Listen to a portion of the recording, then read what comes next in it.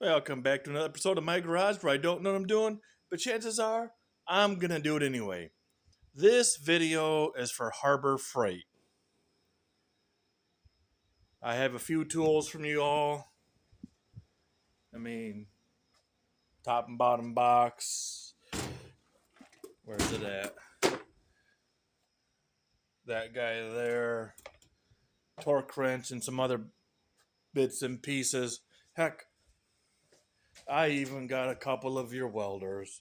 They work great for what I do. I love it. Oh, bucket.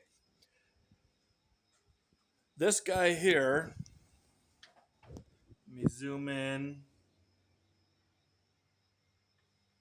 You can get that number. I bought this hoping it would work for what I needed. I could not find one that was wide enough.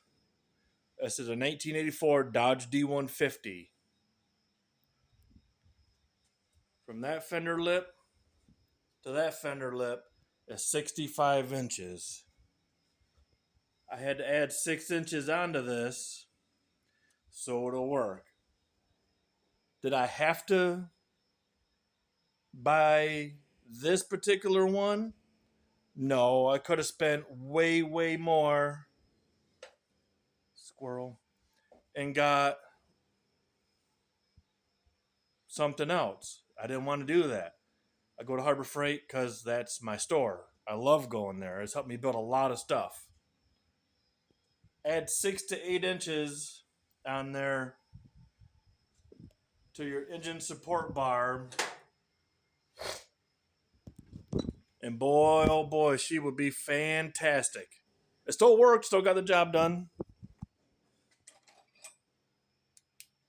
Was still able to use it to put my motor mounts in. It did what it was supposed to do. There's this other one on this side. It pained me to have to modify it. I didn't want to do that,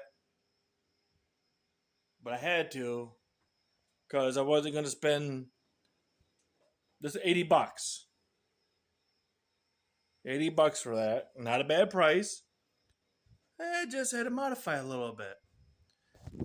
So I'm gonna tag Harbor Freight in this. Where it goes, it goes.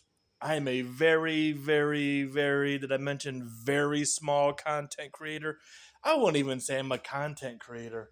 I'm just a guy in my garage that videos a few things of doing stuff and whatnots. So yeah, Harbor Freight. Just a suggestion. Make your bars